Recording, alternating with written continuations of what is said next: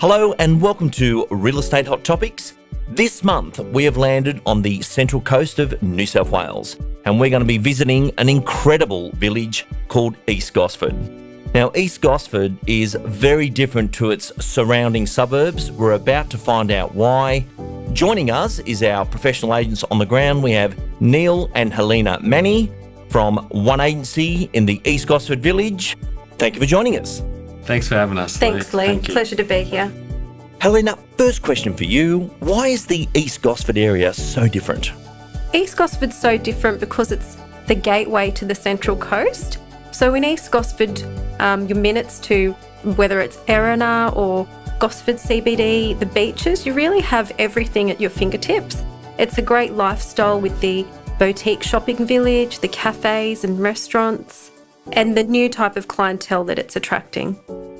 And it's definitely an attractive area because it attracted both of you. Neil, question for you. You've moved your whole family to the Central Coast, had a phenomenal career in Queensland. You guys were like the top selling agents in that state.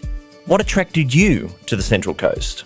We went to primary school here, we went to high school here, so all our friends and family here, this is where we want to be. We, I guess, want to get old here. That's the main reason we've come back.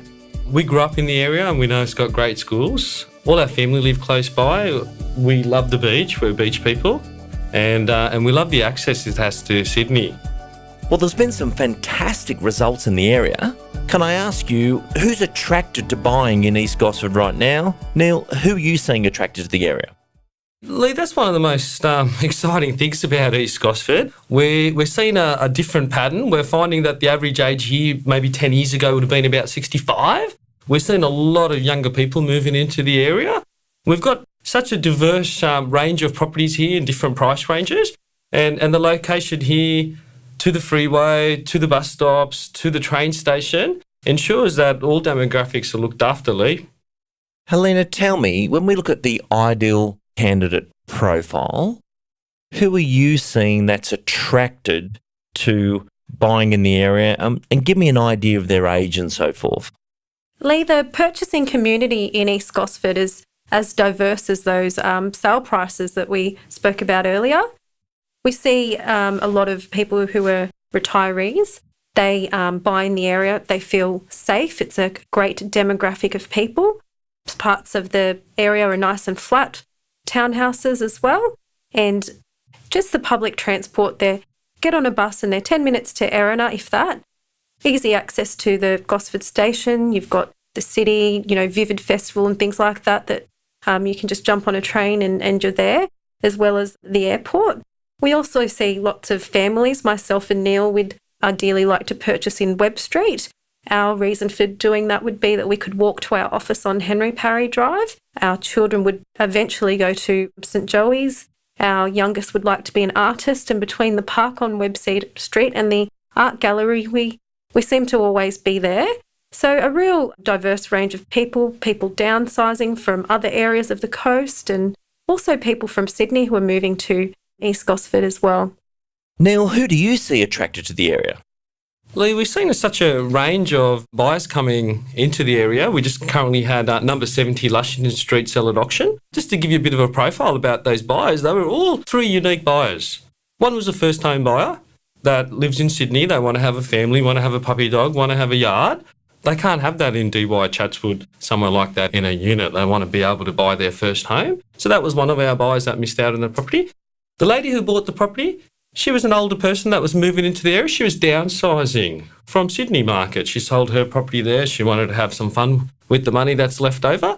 So she was a single lady buying herself, an empty nester. And then we had another gentleman who was a 50-year-old gentleman buying his first home as well. So we're finding a range of buyers coming to the area, Lee. They love the cafe society. We're finding a lot of younger buyers are moving to the area because the Central Coast in the last 5 years has changed dramatically. The traffic's getting busier if you are commuting to Sydney. So we've seen a lot of younger couples coming into the marketplace. So I call them double income, no kids. They love the lifestyle East Gosford's got to offer, but they may be working in Sydney at Google or Microsoft.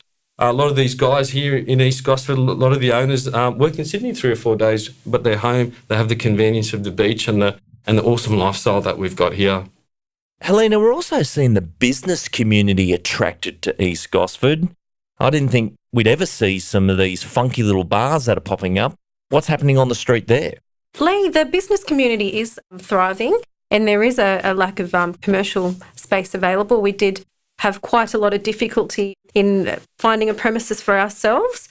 One of the interesting little ventures that have popped up is the Revive Cocktail Bar, and that one's getting a lot of praise from the local community. So it was once a morgue, and now it's a lovely little cocktail bar. So if you are in the area, do drop into Revive. I did pop in on that one as part of the research, and the sandstone, the way they're dressed in there, that is a funky, thriving little bar. But the name Reviver is just a classic example of what's going on. And I had a chat with those guys as well. They wanted that Melbourne back alley feel to it. A lot of people on the Central Coast don't even know where that is. I've had more people chat about that from not on the Central Coast as one of those great bars. But this is the great things we're seeing in the area. Neil, everyone seems to know the Evokers and Terrigals and your miners. Yet East Gosford's like a witness protection program, I suppose. Why is that? It's a village. It's where you take your family to. If you go to Umina or Terrigal Evoker, it's mainly where you go to party. It's a total different demographics. We find that in East Gosford, there's not that many holiday homes. There's no Airbnb. The majority of them are owner occupied. That's their home. They want to live there and enjoy it. We do get a lot of our purchasing community is from areas like Umina. They are from Terrigal, and they want to get away from the party life and come into a family environment where they know who their neighbours are. They're not different clientele every week living in those homes. Well, final questions for you both. There's a lot of people in the East Gosford village, and I know you look after North Gosford as well, and you've had many referrals to work all over the coast, but you've done very well in this area that you're focused on. When people are wanting advice, and a lot of people think, oh, geez, if I ring a real estate agent, they harass me forever. But that's why you two have done so well. It is a friendly chat and some advice, just like you're at a barbecue about what are the steps. What is it you take people through to bring them to that moment of navigation that they can make their own decision? Well, firstly, Lee, we help them with their decision and planning stage. It's really important that we find out, firstly, their situation. It's also critical that we talk about the property presentation. And then the agent and selection and marketing method, well, that's their choice. Okay, that makes sense. Now, what happens after the planning process? Well, from there, Lee, we take care of everything for our sellers. We take care of all the property admin and creative development side of things. We launch 4 campaigns in the process, not just one. We're modern agents. So there's 4 campaigns? 4 campaigns, Lee. Yeah, 4 campaigns. We run that through the process. A lot of our digital marketing that we offer, we feel it's cutting edge. We don't know many agents that have what we can offer to the owners, Lee. What's after that? Lee, from there, it's important to review and respond.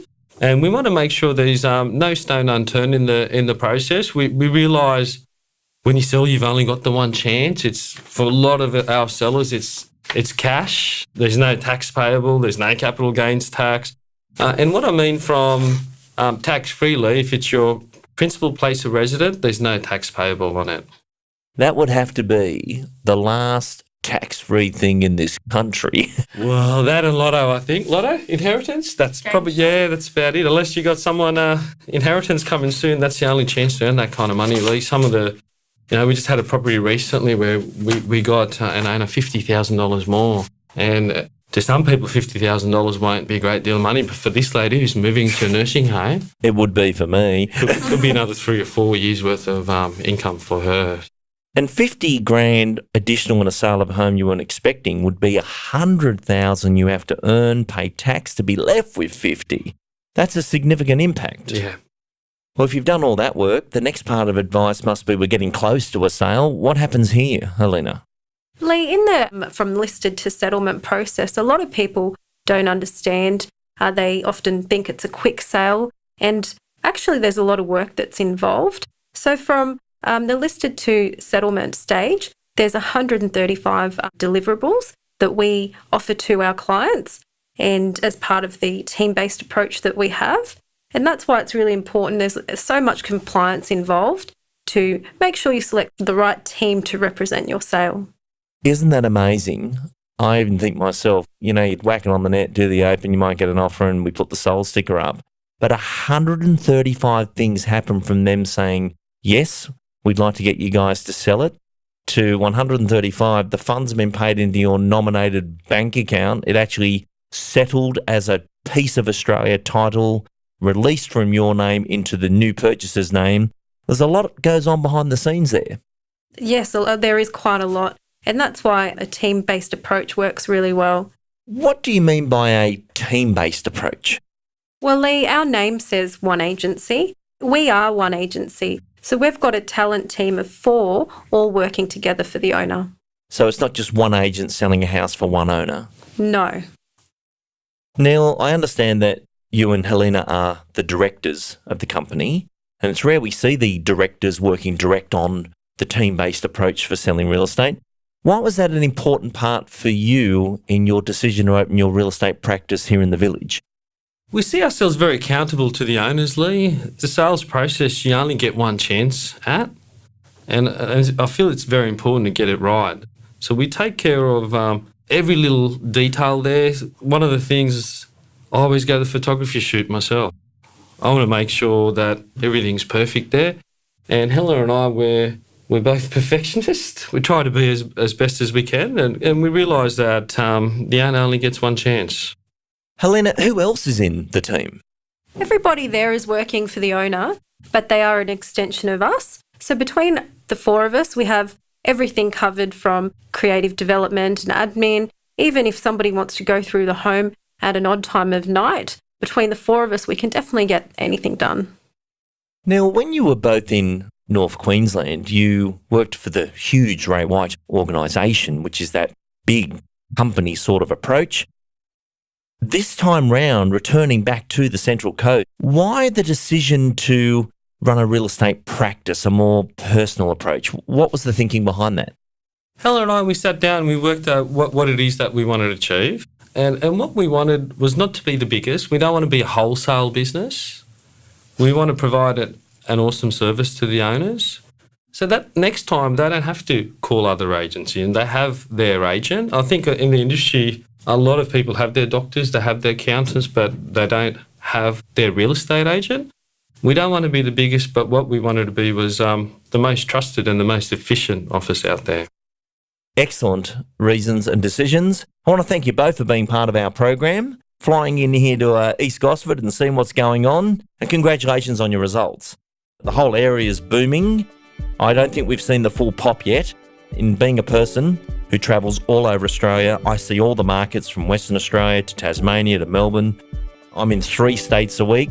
I don't think the Central Coast has seen its full heat yet. And right now, you were mentioning to me that some of the residents were thinking, is the market turning? Is it coming back? Very temporary marketplace we're in at the moment. When the world understands what's going on up here, it's just going to be a great result ahead. And I want to thank you both for appearing on Real Estate Hot Topics. Thanks for having us, Lee.